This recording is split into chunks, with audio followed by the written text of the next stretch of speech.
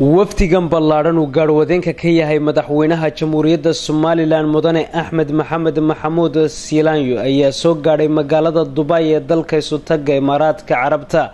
waxaana garoonka diyaaradaha qaybta VIP-da ku qaabilay safiirka Somaliland ee dalka Isutaga Imaaraadka Carabta Ambassador Basha Awil iyo wasiirka wasaaradda xanaanada xoolaha Somaliland oo hore ugu sugnaa magaalada Dubai iyo xubno ka tirsan jaaliyadda Somaliland ee dalka Isutaga Imaaraadka Carabta ku dhaqan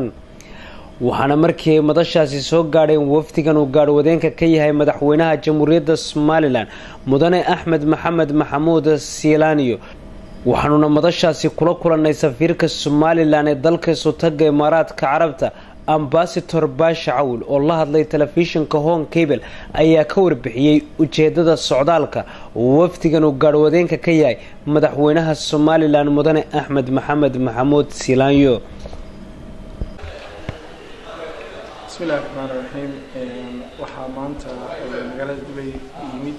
wafdi hoggaamiye madaxweynaha jamhuuriyadda Somaliland Axmed Maxamed Maxamuud Siilaanyo wafdigaasi oo ka kooban madaxweynaha jamhuuriyadda Somaliland madaxweynihiisa wasiirka maaliyadda hoggaamiyaha madaxweynaha iyo wasiirkii xanaanada xoolaha wasaaradda u joogay insha Allah waxay joogi doonaan muddo 10 shahra dalka Imaaraadka wafdigu wuxuu yimaaday safar khaas ah insha Allah waxaan insha Allah intii soo siin doonaa muddo dambe haddii aan leeyno kulamada la qaadan doono jaaliyadda Somaliland aad iyo aad baan ugu mahadcelinayaa jaaliyadda Somaliland waqtigan soo dhaweysay waxaan leenahay insha Allah ilaahay ka rajaynaynaa madaxda Somaliland iyo joogtada mubaarak iyo insha Allah kaysanay khayrka iyo xasanaadka iyo sidoo